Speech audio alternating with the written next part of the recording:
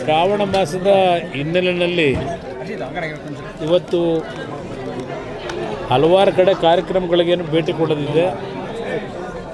ಆ ಭೇಟಿ ನಡುವೆ ಸ್ವಾಮಿಯ ದರ್ಶನ ಪಡೆದು ನಾಡಿಗೆ ಒಳ್ಳೆಯದಾಗಲಿ, ನನ್ನಿಂದ ನಾಡಿಗೆ ಒಳ್ಳೆಯ ಕೆಲಸ ಮಾಡಿಸುವಂತಕ್ಕಂಥ ಪ್ರಾರ್ಥನೆ ಸಲ್ಲಿಸಲಿಕ್ಕೆ ಬಂದಿದ್ದೇನೆ.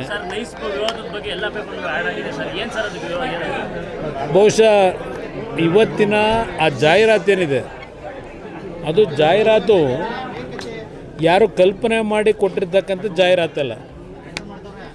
ಇತ್ತೀಚೆಗೆ ಏಕಸದಸ್ಯ ಪೀಠ ಮತ್ತು ದ್ವಿಸದಸ್ಯ ಪೀಠ ಎರಡೂ ನ್ಯಾಯಾಲಯಗಳಲ್ಲಿ ಕೊಟ್ಟಿರ್ತಕ್ಕಂಥ ಫೈಂಡಿಂಗ್ಸ್ ಏನಿದೆ, ಈ ಸರ್ಕಾರ ಈ ಒಂದು ಯೋಜನೆಯ ಹೆಸರಿನಲ್ಲಿ ಹಲವಾರು ವರ್ಷಗಳು, ಇದೊಂದೇ ಸರ್ಕಾರ ಅಲ್ಲ, ಹಲವಾರು ಅಧಿಕಾರಿಗಳು ಸರ್ಕಾರ ನಡೆಸ್ತಕ್ಕಂಥವರು ಆ ಒಂದು ಕಂಪ್ನಿಯ ಜೊತೆ ಶಾಮೀಲಾಗಿ ಆ ಫ್ರೇಮ್ವರ್ಕ್ ಅಗ್ರಿಮೆಂಟ್ ಅಂತಕ್ಕಂಥದ್ದೇನಿತ್ತು ಅದೆಲ್ಲ ಉಲ್ಲಂಘನೆ ಮಾಡಿ, ವೈಲೇಟ್ ಮಾಡಿ, ಆ ಕಂಪ್ನಿ ಮಾಲೀಕನಿಗೆ ರೆಡ್ ಕಾರ್ಪೆಟನ್ನು ಹಾಸಿ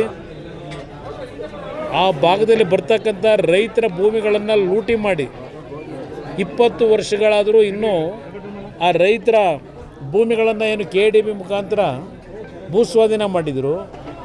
ಹಣ ಕೊಟ್ಟಿಲ್ಲ ರೈತರಿಗೆ 20 ವರ್ಷವಾದರೂ. ಆ ಭೂಮಿಗಳನ್ನು ಹಲವಾರು ಜಾಯಿಂಟ್ ವೆಂಚರ್ಗಳಿಗೆ ದೊಡ್ಡ ದೊಡ್ಡ ಕಂಪ್ನಿ ಜೊತೆ ವ್ಯವಹಾರಗಳು ನಡೆದು ಹೋಗಿದೆ.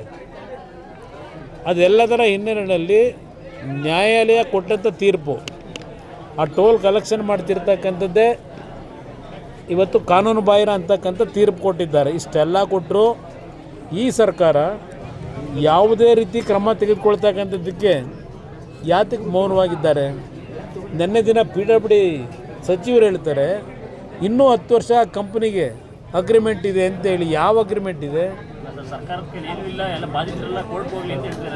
ಅಂದರೆ? ನೀವು ಸರ್ಕಾರದವರು ಅವನ ಜೊತೆಯಲ್ಲಿ ಆ ಕಂಪ್ನಿ ಜೊತೆ ನೀವು ಸೇರ್ಕೊಂಡು ಲೂಟಿ ಹೊಡ್ಕೊಂಡು ಕೂತ್ಕೊಳ್ಳಿ, ರೈತರು ದಿನ ಕೋರ್ಟ್ ಮುಂದೆ ಅಲ್ಕೊಂಡು ನಿಂತಿರ್ತಾರಲ್ವಾ? ಇವತ್ತು ತೀರ್ಪು ಕೊಟ್ಟಿರೋದೇನೆ ಇವರಿಗೆ, ಈ ಸರ್ಕಾರಕ್ಕೆ. ಈ ಸರ್ಕಾರ ಇಂಥ ವ್ಯಕ್ತಿಗಳ ಜೊತೆ ಶಾಮೀಲಾಗಿದ್ದಾರೆ. ಇವತ್ತು ಈ ಒಂದು ಸರ್ಕಾರಗಳು ನಡೆಯತಕ್ಕಂಥದ್ದು ಯಾವನೋ ಒಬ್ಬ ವ್ಯಕ್ತಿಗೆ ರಕ್ಷಣೆ ಕೊಡಲಿಕ್ಕೆಲ್ಲ ಸರ್ಕಾರ ಇರೋದು, ನಾಡಿನ 6.5 ಕೋಟಿ ಜನತೆಗೆ ರಕ್ಷಣೆ ಕೊಡಲಿಕ್ಕಿರೋದು ಸರ್ಕಾರ ಅನ್ನೋದನ್ನು ತೀರ್ಪು ಕೊಟ್ಟಿದ್ದಾರೆ, ಫೈಂಡಿಂಗ್ಸ್ ಕೊಟ್ಟಿದ್ದಾರೆ. ಈ ಸರ್ಕಾರ ಈ ಕಂಪನಿಗೆ ಇವತ್ತು ಸಂಪೂರ್ಣ ಶರಣಾಗತಿಯನ್ನು ಮಾಡಿದ್ದಾರೆ ಅಂತಕ್ಕಂಥದ್ದು ಒಂದು. ಈ ಸರ್ಕಾರ ಮಾಡಿರ್ತಕ್ಕಂಥ ಅವ್ಯವಹಾರಗಳ ಬಗ್ಗೆ ಕ್ಲಿಯರ್ ಕಟ್ ಹೇಳಿದ್ದಾರೆ. ಇದು ಕರ್ನಾಟಕ ರಾಜ್ಯದ ಇತಿಹಾಸದಲ್ಲೇ ಒಂದು ದೊಡ್ಡ ಮಟ್ಟದ ಸ್ಕ್ಯಾಮ್ ಅಂತಕ್ಕಂಥದ್ದು ಏನು ಹೇಳಿದ್ದಾರೆ. ಇನ್ನೂ ಈ ಸರ್ಕಾರ ಮೌನಕ್ಕಿರೋದು ನೋಡಿದ್ರೆ ಏನು ಮಾರಾಟ ಮಾಡ್ಕೊಂಡಿದ್ದೀರಿ ನಿಮ್ಮ ಈ ಸರ್ಕಾರದಲ್ಲಿ ಇರ್ತಕ್ಕಂಥ ಮಂತ್ರಿಗಳು, ಮುಖ್ಯಮಂತ್ರಿ, ನಿಮ್ಮ ವ್ಯವಹಾರ ಏನು ಇಟ್ಕೊಂಡಿದ್ದೀರಿ ಅಲ್ಲಿ?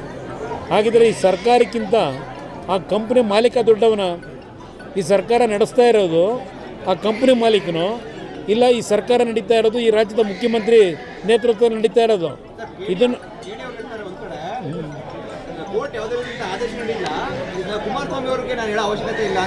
ನನಗೆ ಹೇಳಬೇಕಾಗಿಲ್ಲ, ನಾನು ಅವ್ರು ಕಟ್ಕೊಂಡು ನನಗಾಗಬೇಕಾಗಿರೋದು. ನಾನು ಹೇಳ್ತಿರೋದು ಅವನಿಗೆಲ್ಲ ಹೇಳ್ತಾ ಇರೋದು. ನಾನು ಹೇಳ್ತಾ ಇರೋದು ಈ ಸರ್ಕಾರಕ್ಕೆ ಬೆನ್ನೆಲುಬ. ಈ ಸರ್ಕಾರಕ್ಕೆ ಏನು ಅವ್ರು ಡೈರೆಕ್ಷನ್ ಕೊಟ್ಟಿರೋದು ಕೋರ್ಟ್ನಲ್ಲಿ. ಕೋರ್ಟು ಆದೇಶ ಕೊಟ್ಟಿರೋದು ಕಿಣಿಗಲ್ಲ, ಕೋರ್ಟ್ ಆದೇಶ ಕೊಟ್ಟಿರೋದು ಪ್ರಚೋದನೆ ಅಲ್ಲ. ಜನ ಇಷ್ಟೊತ್ತಿಗೆ ನುಗ್ಗಬೇಕಾಗಿತ್ತು. ನನಗೆ ಅವ್ರು ನೋಡಿ, ನಾನು ಯಾರಿಗೋ ಉತ್ತರ ಕೊಡಲ್ಲ. ಅವ್ನು ಯಾರೋ ಲೂಟಿ ಹೊಡಿಯೋಕ್ಕೆ ಬಂದಿರೋ ನಮಗೆ 5 ರೂಪಾಯಿ ಹಾಕಿದಾನ ಆ ಯೋಜನೆಗೆ? 5 ರೂಪಾಯಿಗೆ ಹಾಕಿದಾನ ಅವನ ಕೈಯಿಂದ. ರಾಜ್ಯ ಸರ್ಕಾರದ ಭೂಮಿ ಕೊಟ್ಟರು ಲೀಸ್ಗೆ 10 ರೂಪಾಯಿಗೆ. ಅದನ್ನು ತಗೊಂಡೋಗಿ ICICI ಬ್ಯಾಂಕಲ್ಲಿ ಲಡ ಇಟ್ಟ ರಾಜ್ಯದ ಆಸ್ತಿನ. ಅಲ್ಲಿ ಸಾಲ ತಂದು ಆಟ ಆಡ್ಕೊಂಡು ಕೂತಿದ್ದಾನೆ.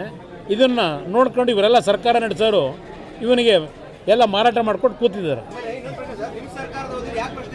ಅಲ್ವೇ, ನಾನು ವಿಧಾನಸಭೆ ಕಲಾಪದಲ್ಲಿ ಕ್ಲಿಯರ್ ಕಟ್ ಹೇಳಿದ್ದೇನೆ, ಈ ಪ್ರಾಜೆಕ್ಟನ್ನು ಸ್ಕ್ರ್ಯಾಪ್ ಮಾಡೋಣ ಸದನ ಒಪ್ಪೋದಾದರೆ. ಸ್ಕ್ರ್ಯಾಪ್ ಯಾವಾಗ 2006, 2007ರಲ್ಲಿ ಹೇಳಿದ್ದೇನೆ, ತೆಗಿರಿ ಸದನದ ಕಲಾಪ. ಇವರು ಯಾರೂ ಮಾಡುವಂತ ಹೇಳಲಿಲ್ಲ, ಬೆಂಬಲ ಇಲ್ಲ ನನಗೆ. ನನಗಿದ್ದು 38 ಜನ MLAಗಳು. ಆ 38 ಜನ MLAಗಳು ಕಟ್ಕೊಂಡು ಎಲ್ಲಿಂದ ಸ್ಕ್ರಾಪ್ ಮಾಡಲಿ ನಾನು? ಕ್ಯಾಬಿನೆಟ್ ಮುಂದೆ ತಂದೆ ಇದ್ದಾನೆ ಸಬ್ಜೆಕ್ಟ್ನ, ಬಾಯ್ಕಾಟ್ ಮಾಡಿದ್ರು, ಮಾಡೋಕ್ಕೆ ಬಿಡಲಿಲ್ಲ. ಇವತ್ತು ನನಗೆ ಈ ನಾಡಿನ ಜನ ಇವತ್ತು 134 ಸೀಟ್ ಕೊಟ್ಟವರಲ್ಲ, ಹೇಳ್ತಾರೆ 136 138. ಆ ರೀತಿ ಈ ನಾಡಿನ ಜನ ಕೊಟ್ಟಿದ್ದರೆ ಇಂಥವ್ರು ಭಾಳ ಜನ ಜೈಲಲ್ಲಿರೋರು.